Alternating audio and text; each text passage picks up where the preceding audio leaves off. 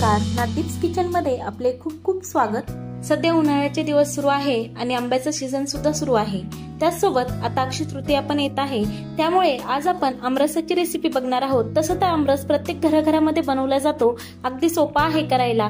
तरी पण बऱ्याच वेळेस आपल्याकडून काही चुका होतात, त्यामुळे आमरस व्यवस्थित बनत नाही, तो काळा पडतो। आमरस काळा पडू नये म्हणून काय केले पाहिजे यासाठी मी भरपूर काही टिप्स या व्हिडिओमध्ये सांगितले आहेत, तर तुम्ही व्हिडिओ शेवटपर्यंत नक्की पहा। अशाच नवनवीन रेसिपी पाहण्यासाठी नादीप्स किचनला सबस्क्राइब करा। आमरस बनवण्यासाठी इथे आपण 5 आंबे म्हणजेच 1 किलो आंबे घेतलेले आहेत। आमरसासाठी सगळ्यात महत्त्वाची गोष्ट म्हणजे आंब्याची निवड। आंब्याची निवड कशी करायची तर आंबे गोड असावे, ते पिकलेले असावे, आंबे कच्चे किंवा फारसे निब्बर नसावे। आंबा पिकलेला आहे का हे बघण्यासाठी देठाच्या खालचा भाग दाबून बघायचा।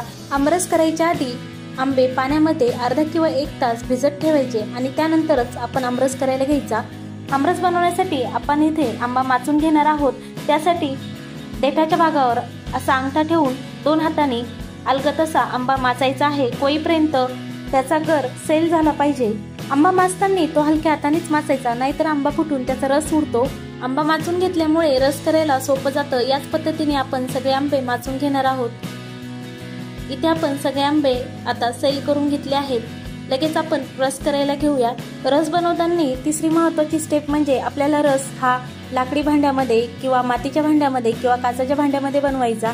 कुठल्याही धातूच्या भांड्यामध्ये रस बनवणं शक्यतो टाळायचं, कारण आंब्यामध्ये व्हिटॅमिन सी असतं। ऍसिडिक प्रक्रिया होऊन रस काळा पडतो। किंवा जर तुम्ही स्टीलच्या भांड्यामध्ये रस बनवलास किंवा कुठल्याही धातूच्या भांड्यामध्ये रस बनवलास तरी तो लगेच काढून एखाद्या काचेच्या किंवा मातीच्या भांड्यामध्ये ठेवायचा, म्हणजे तो काळा पडणार नाही। पूर्वीच्या काळामध्ये म्हणजे आपल्या आजींच्या काळामध्ये रस हा मातीच्या भांड्यात बनवला जायचा, पण जर आपल्याकडे मातीचं भांडं नसेल तर आपण एखादं काचेचं भांडं वापरलं तरी चालेल। इथं आपला सगळ्या आंब्याचा गर काढून झालेला आहे। यामधून आता आपण कोया सेपरेट करूया। बोटाच्या आणि अंगठ्याच्या साहाय्याने कोईवरचा रस आपल्याला काढून घ्यायचा आहे। अंगठ्याने कोई प्रेस करायची, म्हणजे त्यातला रस निघतो। वाटलंच तर तुम्ही 1-2 वेळेस कोळी धुवून कोईला राहिलेला रस काढून घेऊ शकता। या रसामधल्या सगळ्या कोया आपण काढून घेतल्या आहे। यामध्ये आता रस थंड होण्यासाठी आपण आईस क्यूब टाकत आहोत। तुम्ही हवं तर थंड पाण्याचा पण यूज करू शकता, पण आमरस हा दुधामध्ये बनवायचा नाही, दुधामध्ये रस लगेच काळा पडतो। यामध्ये मी आता गूळ टाकत आहे। तुम्ही गुळाऐवजी साखर पण वापरू शकता। गूळ किती टाकायचा किंवा साखर किती टाकायची हे तुमच्या गोडाच्या प्रमाणानुसार ठरवा। आंबे जास्त गोड असतील तुम्ही कमी गूळ किंवा साखर वापरली तरी चालेल। आता आपण हे मिक्स करून घेऊया। आता इथे लाकडी रवीचा वापर केला तर अतिशय उत्तम, पण माझ्याकडे ती सध्या अवेलेबल नव्हती। मी रस लगेच सर्व करायला घेणार आहे, तो जास्त वेळ ठेवणार नाही। जर तुम्हाला जास्त वेळ रस टिकावं असं वाटत असेल तर तुम्ही लाकडी रवीचा यूज करा। इथे आपण हातानेच अगदी पारंपरिक पद्धतीने रस बनवत आहोत, मिक्सरचा यूज केला नाही। मिक्सरमध्ये रस केल्याने आमरसाचा कलर चेंज होतो, त्यामुळे मी ते हाताने शक्य होईल तेवढ्या रसामधल्या गाठी फोडून घेत आहे। आमरसामध्ये अगदी साखर किंवा गूळ आणि आंब्याचा रस एवढं असेल तरी रस छान लागतो, पण रसाची चव वाढवण्यासाठी आपण इथे रसामध्ये इलायची पावडर तसंच जायफळची पावडर टाकत आहोत। यामुळे आमरसाची चव छान लागतेच, सोबत सेंटही छान येतो। आता यामध्ये अजून थोडा मी गूळ टाकत आहे। तुम्ही थोडासा रस टेस्ट करून तुमच्या गोडाच्या प्रमाणानुसार त्यामध्ये गूळ किंवा साखर ऍड करू शकता। आता हे रसामध्ये व्यवस्थित मिक्स करून घेऊया। तुम्ही पाहू शकता इथे आपला घटसर रस तयार आहे, पण रसाची आणखीन थोडी चव वाढवण्यासाठी त्यामध्ये अगदी चिमूटभर आपण मीठ टाकत आहोत। तुम्ही मिठाऐवजी सेंधव मीठ टाकलं तरी चालेल।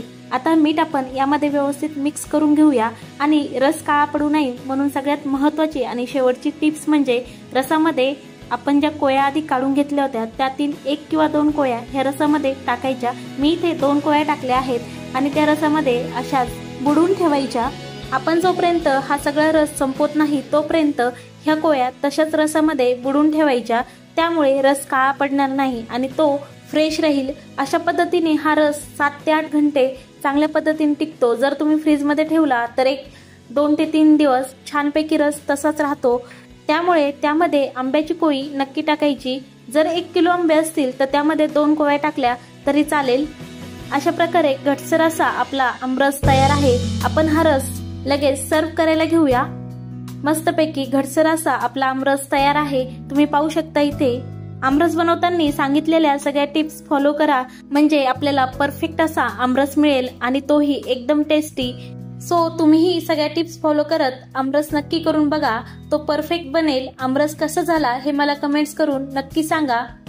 तुम्ही जर नाथदीप्स किचनवर नवीन असताल तर नाथदीप्स किचनला सबस्क्राईब करायला विसरू नका. सोबतच बेल आयकॉनवर क्लिक करा म्हणजे नवीन व्हिडिओचं नोटिफिकेशन सगळ्यात आधी तुमच्या मोबाईलवर मिळेल. पुन्हा भेटूया अशा छान छान रेसिपी सोबत. तोपर्यंत तुम्ही खात राहा, खुश राहा आणि नाथदीप्स किचनच्या रेसिपी शेअर करायला विसरू नका. धन्यवाद.